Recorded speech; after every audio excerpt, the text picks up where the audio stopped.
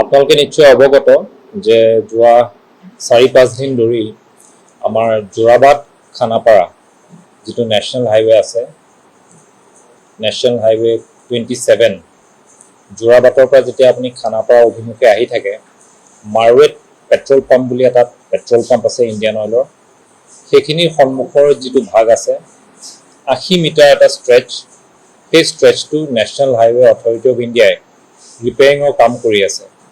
সেইখিনি ৰাস্তা খুব শোচনীয় হৈ গৈছে, বেয়া হৈ গৈছে, আৰু বাৰিষা আহি আছে যিহেতু ৰিপেয়াৰিঙৰ দৰকাৰ হৈ গৈছে।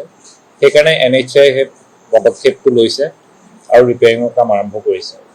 ৰিপেয়াৰিঙৰ কামটো তেওঁলোকে ফাৰ্ষ্ট এই 80 মিটাৰৰ যিটো ষ্ট্ৰেচ আছে সেইটোত ষ্টাৰ্ট কৰিছে।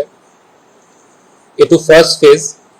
এই 80 মিটাৰৰ যিটো ষ্ট্ৰেচ আছে, এই ষ্ট্ৰেচটোত যেতিয়া তেওঁলোকে কামটো হাতত লৈছে, আমি যোৰাবাটৰ পৰা খানাপাৰা অভিমুখে যেতিয়া আহি থাকোঁ, যিটো আমাৰ ৰাস্তা থাকে, যিটো বহল থাকে ৰাস্তাটো, সেইটো 8.75 মিটাৰ বহল, আৰু তাৰে অলমষ্ট 50% ৰাস্তাটো ৰিপেয়াৰিঙৰ বাবে লৈ লোৱা হৈছে, যিটো কাৰণে আমাৰ হাতত এতিয়া আধা ৰাস্তাহে আছে, যিফালেদি আমাৰ ছিংগল এখনে গাড়ী পাৰ হৈ থাকে এই মুহূৰ্তত, আৰু যিবাবে সেইখিনি জেগাত বটলনেক এটাৰ সৃষ্টি হৈছে আৰু শ্ল' হৈ গৈছে গাড়ীখিনি।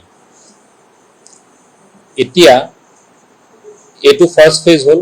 ছেকেণ্ড ফেজত NHAই আমাক জনোৱা মতে তেওঁলোকে অলপ দূৰ আগলৈ গৈ সেই একেটা ৰাস্তাতে, যিটো আমাৰ পাহাৰৰ ওপৰত হনুমান মন্দিৰ এটা আছে, তাৰ সন্মুখে সন্মুখে এটা পেট্ৰল পাম্প আছে, সেইখিনিতো সেই একেখিনি কাম আৰম্ভ কৰিব। 30 মিটাৰ তাত লেংথ আছে, আৰু ঠিক তেনেকৈ থাৰ্ড ফেজত তেখেতসকলে CRPFৰ যিখন ছেকেণ্ড গেট, আমি খানাপাৰাৰ ফালৰ পৰা গ'লে ছেকেণ্ড গেটখনৰ ওচৰা ওচৰিত যিখিনি ৰাস্তা বেয়া হৈ আছে, সেইখিনি ৰাস্তাটো সেই একেধৰণৰ কাম তেখেতসকলে হাতত ল'ব। এতিয়া আমাৰ এই যিখিনি যান জঁটৰ সমস্যা হৈছে, আমি দেখিছোঁ যে 80 মিটাৰৰ যিটো ষ্ট্ৰেচ, সেই ষ্ট্ৰেচত আহি পেলাই দুখনকৈ যিখিনি গাড়ী আহি আছিলে, এই ষ্ট্ৰেচটোত আহি পেলাই ছিংগল লাইনত আহিবলগীয়া হয়, যিটো কাৰণে এটা সোপা মাৰি ধৰে গাড়ীখিনি। আৰু ইয়াত আমি দেখা পাইছোঁ যে ইয়াত সৰু গাড়ীও আহি থাকে, ডাঙৰ গাড়ীও আহি থাকে। বিশেষকৈ ডাঙৰ গাড়ীখিনি অহাৰ কাৰণে সৰু গাড়ীখিনি ওলাব নোৱাৰা এটা অৱস্থা হৈ গৈছিলে। সেই মৰ্মে আমি ঊৰ্ধ্বতম কৰ্তৃপক্ষৰ লগত কথা পাতিলোঁ, আৰু নিৰ্দেশ অনুযায়ী আমি কিছু ৰেগুলেশ্যন আনিবলৈ চেষ্টা কৰিছোঁ।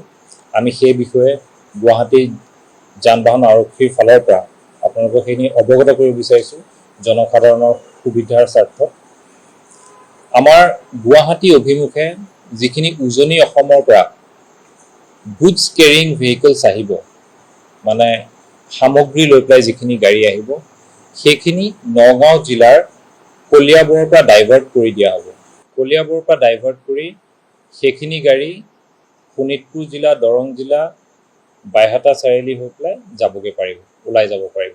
যিখিনি গাড়ী মেঘালয়ৰ ছাইডৰ পৰা আহিব, বা যিখিনি গাড়ী নগাঁৱৰ পৰা বা মৰিগাঁৱৰ ছাইডৰ পৰা গুৱাহাটীৰ অভিমুখে আহিব, সেইখিনি গাড়ী আমি একোটা স্থানত ৰখাই দিম।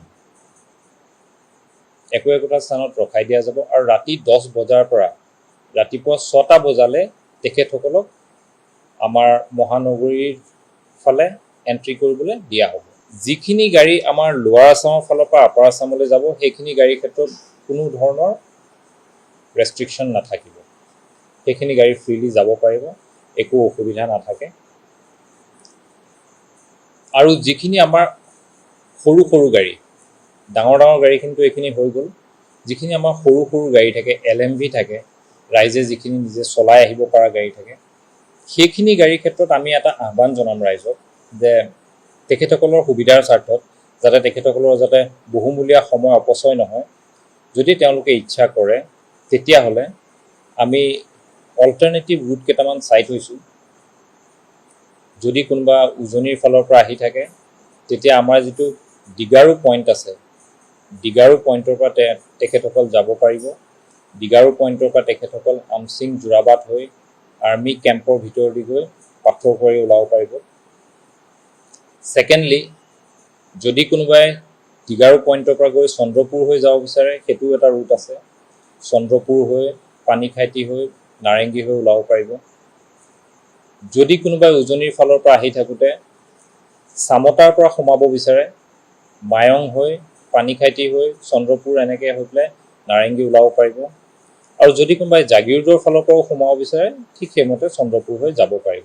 এইখিনি আমি ৰাইজক আমাৰ ফালৰ পৰা আহ্বান জনাইছোঁ, যাতে এইখিনি ৰুট যদি তেখেতসকলে লয়, তেতিয়া ইয়াত যিটো জাম সৃষ্টি হৈ আছে, এই জামৰ পৰা তেওঁলোকে ৰেহাই পাব পাৰিব। আৰু আমি গুৱাহাটী যান বাহন আৰক্ষী আমি সষ্টম হৈ আছোঁ, আমি লাগি আছোঁ, যাতে যিমানখিনি আমি পাৰোঁ, আমি যাতে সুচল কৰি ৰাখিব পাৰোঁ আমাৰ যাতায়াত ব্যৱস্থাটো, যান বাহনখিনি যাতে আমি ফ্ৰী মুভমেণ্ট এটা দিব পাৰোঁ, আমি সেইটোৰ বাবে চেষ্টা অব্যাহত ৰাখিছোঁ।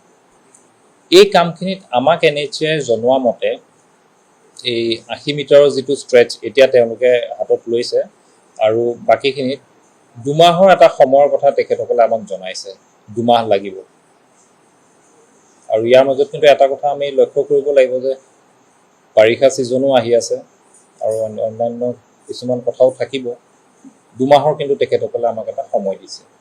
নহয়, আমি এখেতসকলৰ কাৰণে আমি এটা ৰুট মই ইতিমধ্যে আপোনালোকক জনাইছোঁৱেই যে আমি সৰু সৰু যান বাহনৰ কাৰণে যিটো ৰুট আমি ধাৰ্য কৰি থৈছোঁ, আমি যিটো আহ্বান জনাইছোঁ ৰাইজক দীঘাৰু হৈ সোমাব।